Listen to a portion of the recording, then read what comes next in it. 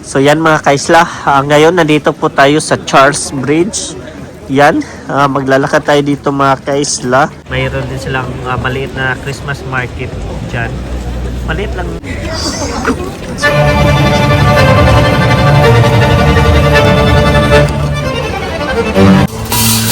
So yan mga kaisla, dumating na po yung order namin. Ito yung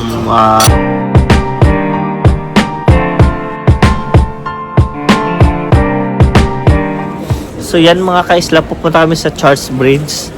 Ano ba ito mga kaisla? Yung mga hindi pa dapat namin puntahan. Nabalik kami ng mga ruta. Yun, napuntahan na tuloy namin yung Charles Bridge.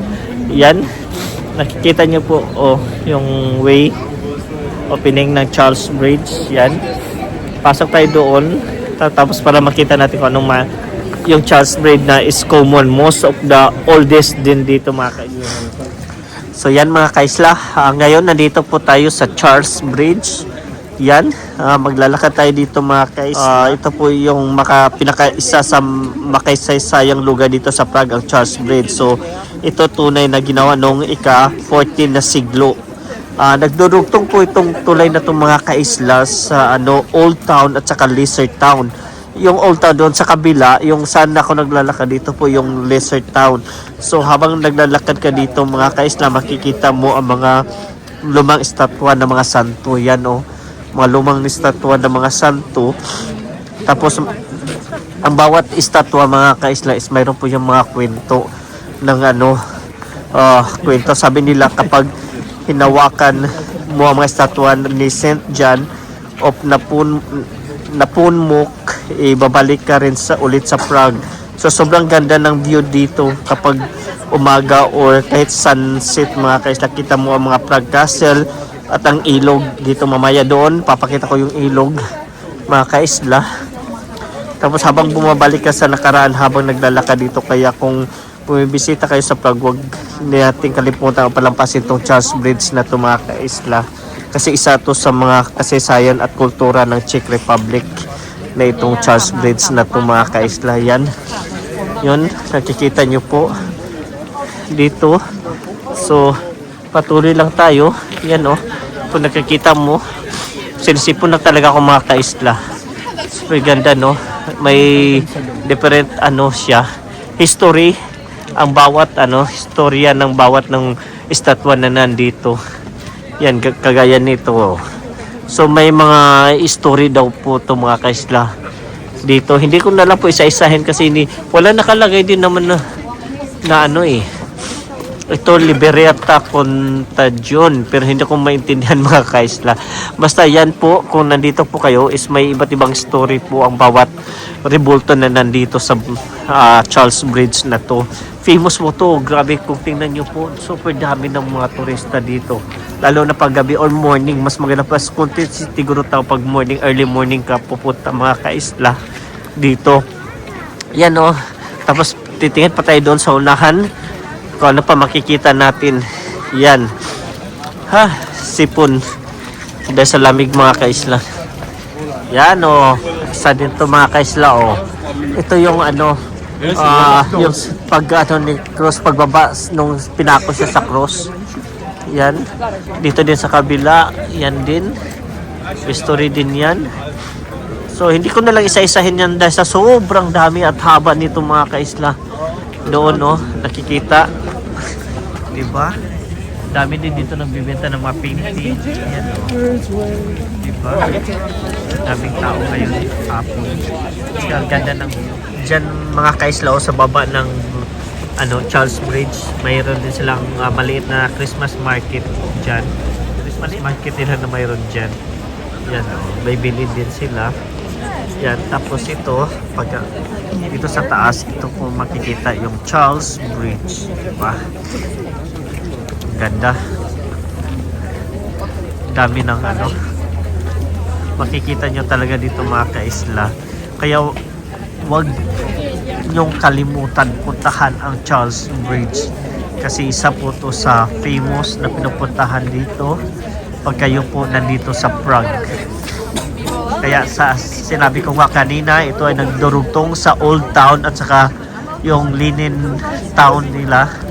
Yan. Diba? Famous to. At saka may ano dito mga kaisla, pinapakita na ito sinisindihan to mga kaisla oh. Yan oh. Yung yan na yan. Sinisindihan yan mamaya. Eh dahil maliwanag pa, alas 3 pa naman ngayon. So wala pa yan. Mamaya pa yan.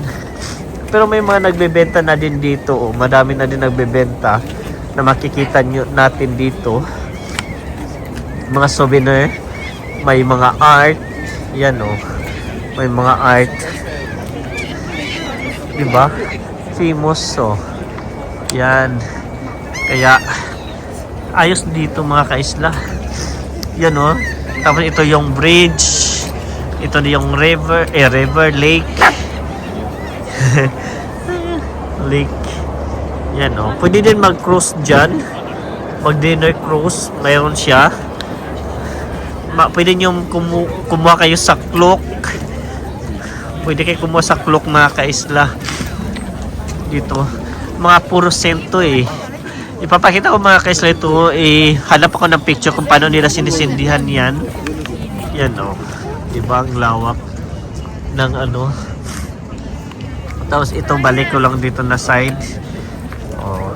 Diba? Grabe kung gano'ng kadami tao mga kaisla no. Dito. Pumupunta. May sayang lang na dumihan na yung mga ano, saint picture. Dahil may mga ibon na nakano sa taas eh. Yan o. May mga ibon sa taas. May aso kanina nag-aaway doon mga kaisla. Na ano mo yung ano. Okay mga kaisla, ito po yung Charles Bridge. So ganito lang po yan ang itsura dito. Pareho-pareho lang naman, magkaiba lang yung mga history ng mga saint na nandyan. Yan. Ganda, tapos tambay ka dito, no? Ganda. Yan, no? Tambay ka dito sa gilid. Tingin-tingin ka doon. Doon. Yun yung old town doon, mga kaisla sa kabilang side. Yan. Isa din sa statue, mga kaisla, oh. Yan. Dito. Puro ano lang naman to mga santo. Tapos dito sa kabila oh, yan. So, ang daming santo dito na bawat ano sabi nga is may story. So hindi na lang natin isa-side dahil super haba at dami nito. Yan, dito na naman tayo na side oh. Yan, may daming tao.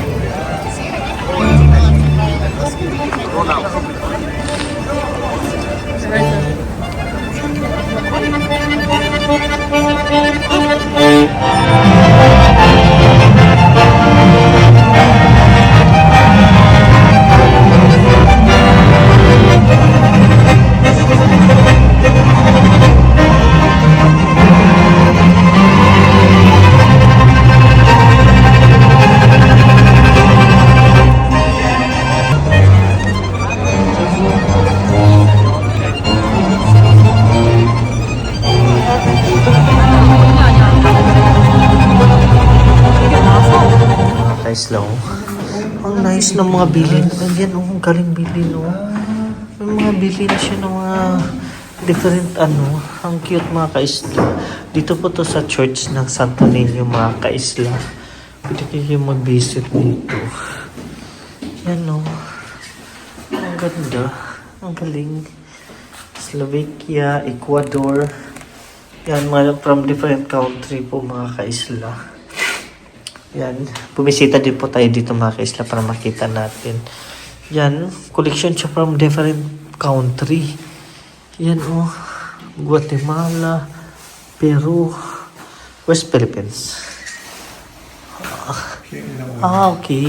Yan. Nasa pinakauna pala Philippines mga kaisla oh. Yan ang bilin. Mga kaisla is huwag nyo kalimutan bumisita dito mga kaisla. sa Santo Niño Church dito sa front. Yan po yung Santo Niño. Yung mga kanina pakita ko mga damit is different clothes po yung mga kaisla. Yan, ito po yung dito sa loob. Yan, diba super ganda at super kaisla. Thankful and blissful po na nakaka-visit kami dito po. Wow, super ganda po siya mga kaisla. So yan mga kaisla, iba't ibang damit ni Santo Niño mga kaisla. Yan o, yung crown niya. Nandito po kami church for the Santo Niño po. Cute mga kaisla, iba't ibang damit. Yan, maglakad na kami dito, titingin mga kaisla. Ang ganda. Tapos yung ano, yung simbahan na to sa likod mga kaisla. Yan, may church dyan. Hindi na kami pumasok lang kasi may entrance naman siya. Tapos daming tao sa loob yung time namin. Ang ganda. Kasi ma-miss ka sa mga structure nila, iba't iba. Ang ganda ng lugar. Mayroon siyang mga ano dito na pwede mag-tour. May mga event sila dito. Yan. Old town din at saka maganda at malinis ang lugar talaga mga kaisla. Yan. Nakita nyo po yun, no? Oo, diba? May statue ng different saint. I think it's different saint po itong mga kaisla. Yan. Different saint. Yan, no? Oo, diba? Yan mga kaisla, dito na area na to. Napunta lang, na-visit lang namin kasi galing kami ng Santo Niño Church. So, dumaan lang kami, naglakad kami dito kasi it's in ang itinerary, pupunta kami ng Linon Wall.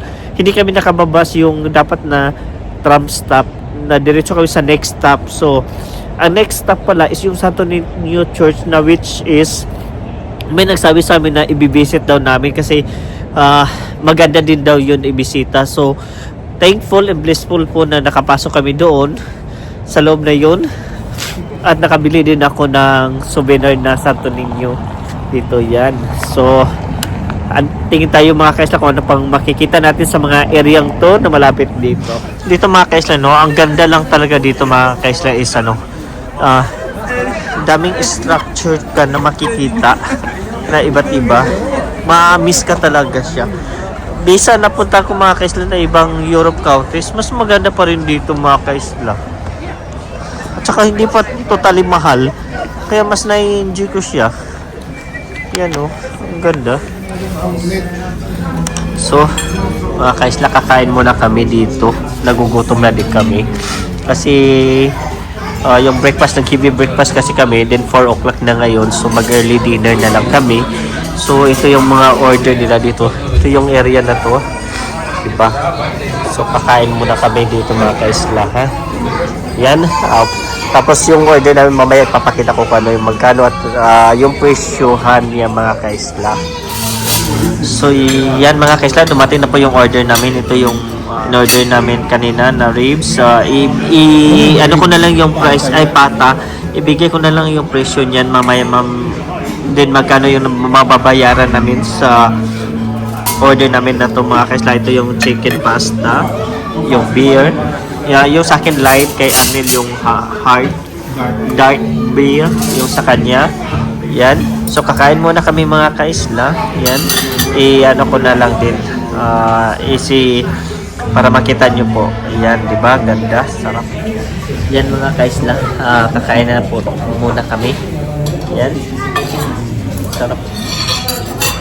So, yan. Sarap ng pata nila mga kaisla. Famous din kasi yung bamboo dito mga kaisla.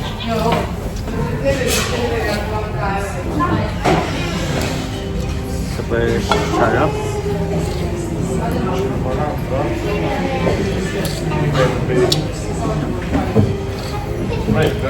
Wala man lang silang isa din is wala silang tawag dito. As usual, walang rice, bread. Yan.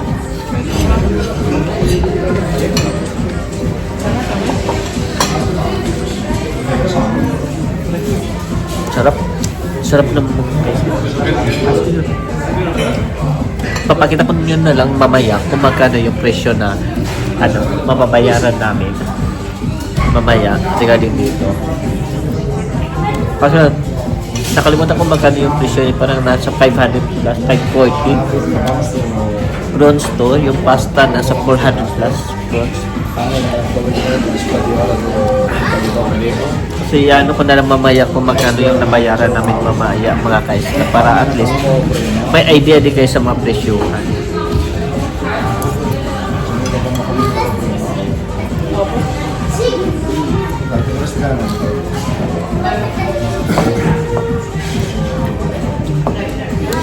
Sarap ng pasta din. Sarap.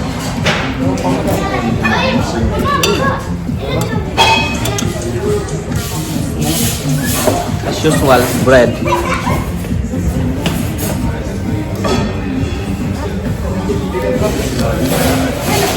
Pag niramu ka ng beer, diba?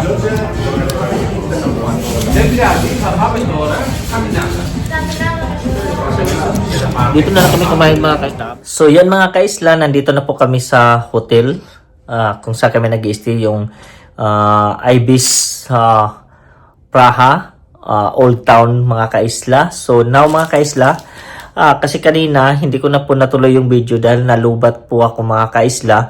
I-update ko lang po yung regarding sa dinner namin kanina, yung may pork at saka yung pasta at 2 beer.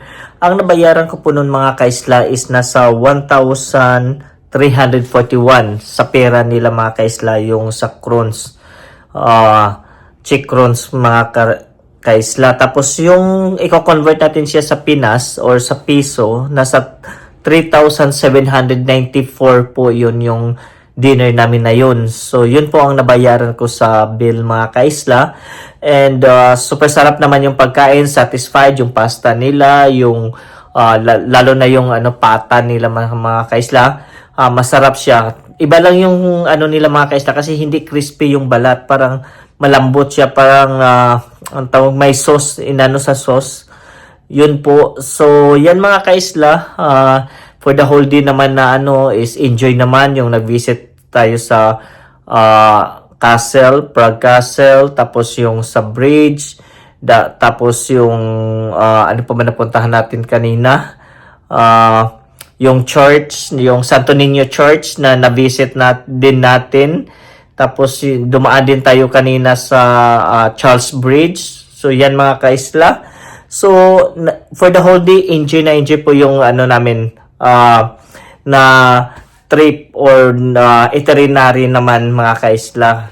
Na lang kami sa oras doon sa sa castle kasi nga is pumasok kami doon, bumili kami ng ticket, tapos pumasok kami sa St. Vitus Cathedral, tapos yung Golden Lane, tapos yung para matirahan nila na maliliit mga kaisla, tapos dami pa yung kasama na din yung nila, yung hall, function hall nila.